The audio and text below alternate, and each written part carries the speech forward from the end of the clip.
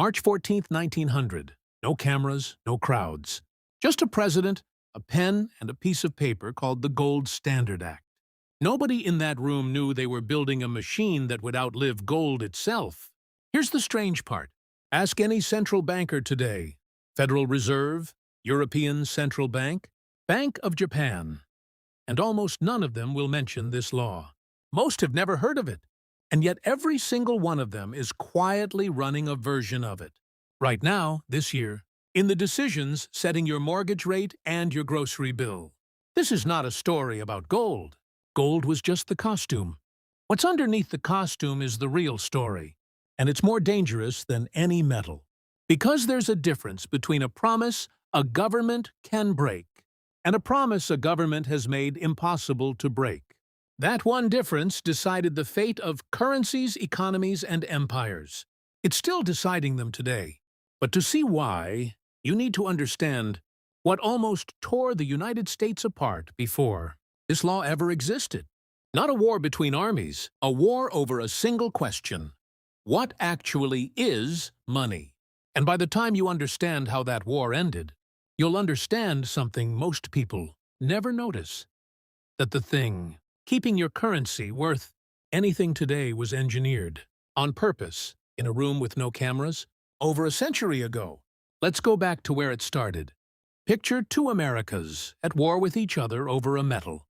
In New York, bankers and industrialists wanted the dollar locked to gold.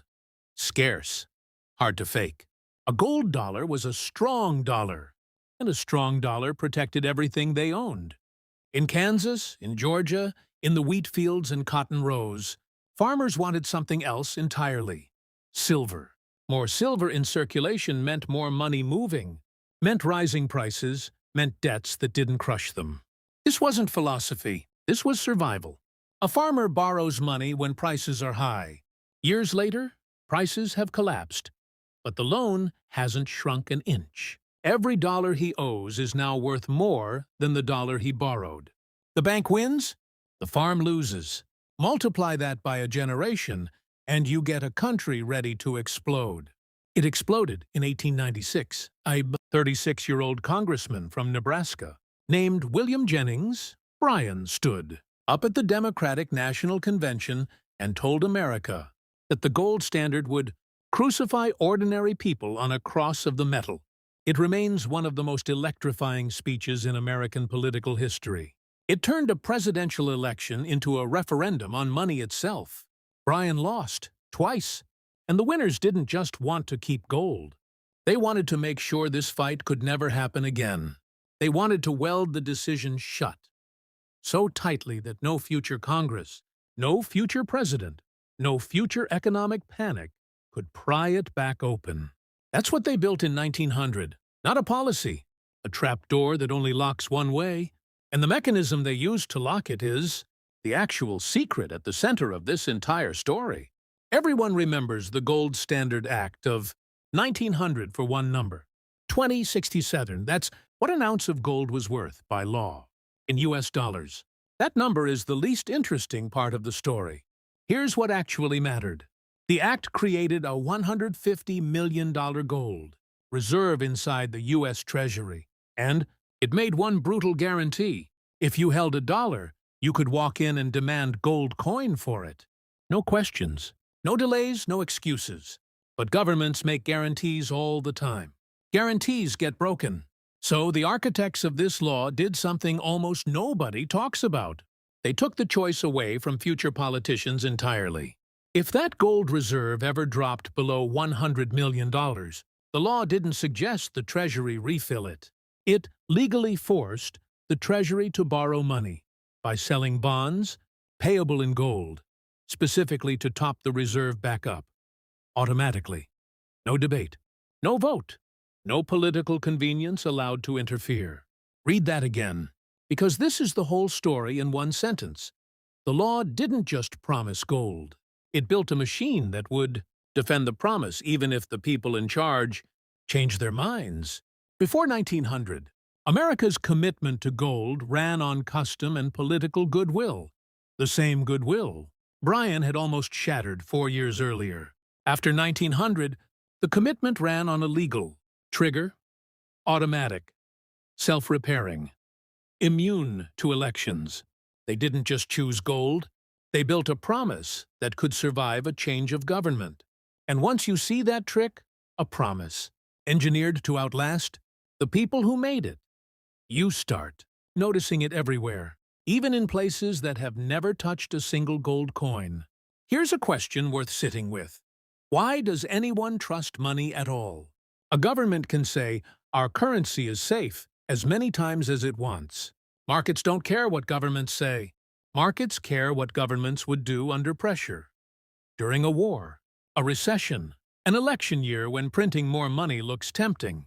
This is exactly the problem the 1900 Act solved, and it solved it with an idea economists now call a credible commitment device. Strip away the jargon, and it's brutally simple. A promise becomes believable not when it sounds sincere, but when breaking it becomes harder than keeping it. Before the Act, America's gold policy was one bad election away from reversal. Exactly what the silver movement had been threatening for years. After the Act, breaking the promise required overriding a legal machine with automatic triggers built in. Suddenly, betrayal wasn't a political mood swing away. It was a legal demolition project. And the market noticed immediately. Foreign capital poured back into American markets. Interest rates on U.S. government debt dropped because lenders no longer had to price in the risk that Washington might quietly debase the dollar next year. The United States, a country that had nearly split itself apart over silver, became one of the most trusted currencies on the planet. Almost overnight. Notice what actually caused that trust. It wasn't the metal. Gold has no opinions and no magic. What caused the trust was a structure that made cheating expensive. This is the exact playbook that keeps reappearing, decade after decade. Anywhere a currency needs to earn trust fast. Countries scarred by hyperinflation peg their currency to a stronger one. New central banks announce hard numerical targets instead of vague promises. Monetary unions sign binding treaties instead of handshake agreements. Same trick, different century. The gold, it turns out, was never really the point. It was just the technology available in 1900.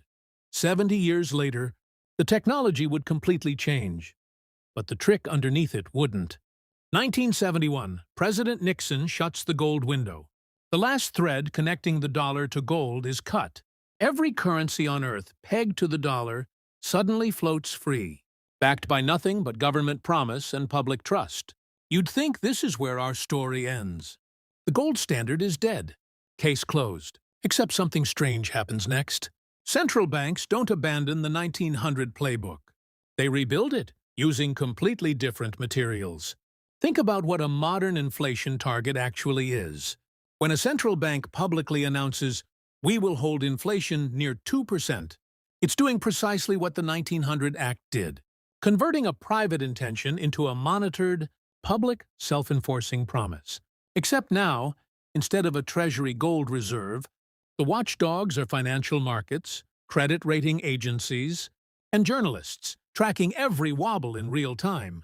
Think about central bank independence, the modern rule that politicians aren't allowed to control interest rate decisions. That's the exact same fear the gold bugs had in the 1890s. Government printing its way out of debt the moment it becomes politically convenient. Independence is just a modern wall, built for the same reason the Treasury's automatic reserve defense mechanism was built, to make betrayal structurally harder than restraint. Even the language survived the transition. Where the 1900 Act talked about defending a gold reserve, today's central bank charters talk about defending price stability. Different word, identical job. Here's the part that should genuinely unsettle you. Money's real strength was never about what backs it. Not silver, not gold, not oil, not anything. It was always about whether the promise behind it can survive real pressure without politicians quietly breaking it. Every central banker alive today, whether they've ever heard McKinley's name or not, is running some version of the machine built in 1900. But machines break. And the story of exactly how one broke in front of the entire world, in under 60 seconds, is where this gets genuinely frightening. A promise machine only works as long as everyone believes it will hold when tested. The second that belief cracks, even the most carefully engineered system can collapse in minutes. Switzerland, 2011. The Eurozone is falling apart. Panicked money floods into Swiss francs, driving the currency dangerously high. So the Swiss National Bank does something bold. It publicly promises to defend a minimum exchange rate against the euro. Unlimited intervention, no exceptions, forever, or so it seemed. For over 3 years, it works exactly like the gold standard once did. Markets trust the promise so completely that the central bank barely has to enforce it. The mere belief that it would enforce it is enough to hold the line. Then, on January 15, 2015, with almost no warning, the Swiss National Bank abandons the peg. In minutes, not days, minutes, the franc violently surges. Traders who bet on an unbreakable promise are wiped out before they can react. And something less visible but far more damaging also happens that day. Central banks worldwide take a permanent hit to how much markets trust their public promises going forward. Here's the uncomfortable truth this reveals. Every commitment device, no matter how brilliantly engineered, is only as strong as its exit clause. Gold convertibility broke too. First in 1933, when domestic gold ownership was restricted. Then finally in 1971, every trust machine eventually meets a moment where keeping the promise costs more than breaking it. What separates the winners from the losers in central banking isn't whether the promise eventually breaks. It always does, eventually. What matters is how rare that break is, how well it's managed, and whether trust survives the wreckage. The architects of 1900 understood this instinct better than most. That's exactly why they didn't rely on promises alone. They built an automatic defense mechanism to buy as many decades of trust as possible before the inevitable break. It bought them 71 years. Not forever, just long enough to matter. Walk into the Federal Reserve today, the European Central Bank, the Bank of Japan. You won't find a single gold bar influencing a single interest rate decision. And yet, structurally, every one of these institutions is a direct descendant of the machine built in a room with no cameras in 1900. The Fed's mandate, the ECB's inflation target, the Bank of England's price stability goal. All of them function as modern reserve defense mechanisms. Instead of a $150 million gold fund, they defend a number, an inflation rate, a policy rule. Instead of automatic bond issuance triggered at a reserve threshold, they use interest rate hikes, balance sheet tightening, and carefully worded public statements, all calibrated to defend that number's credibility the exact same way the Treasury once defended its gold. Even the obsession with transparency, publishing meeting minutes, forecasts, the reasoning behind every decision, traces straight back to 1900 logic. A promise the public can watch in real time is far harder to quietly abandon than a private intention whispered behind closed doors. Transparency is a 21st century reserve requirement, built from information instead of metal. Watch what happened between 2021 and 2023. As inflation surged across the world, central banks slammed interest rates upward at real cost, slower growth, job losses, real pain for real people, specifically to defend the credibility of their inflation targets. Policymakers described the stakes in language, almost identical to 1900. If the target's credibility breaks now, it will cost far more to rebuild it later than it costs to defend it today. That's McKinley's Treasury, wearing a 21st century suit. Same architecture, same fear underneath it, same obsession with making the promise more expensive to break than to keep. And once you see it this clearly, you'll never watch a central bank press conference the same way again. Strip away the gold coins, strip away the reserve funds, strip away every interest rate decision made this year. One truth survives, unchanged, for over a century. Money is not valuable because of what backs it. Money is valuable because of what a government has made it costly to betray. The Gold Standard Act of 1900 didn't work because gold is magic. It worked because its architects understood something modern central. Banks still quietly build their entire existence around that trust, once engineered into an automatic, watchable, self-enforcing system, is far more powerful than trust based on sincerity alone. Every generation rebuilds this same trick with whatever materials it has. In 1900, the material was gold reserves and legally mandated bonds. By the late 20th century, it was central bank independence and hard inflation targets. Today, it's real-time. Transparency and markets that punish the faintest sign that a government is drifting from its word. The farmers of the 1890s were not wrong that this system caused real suffering.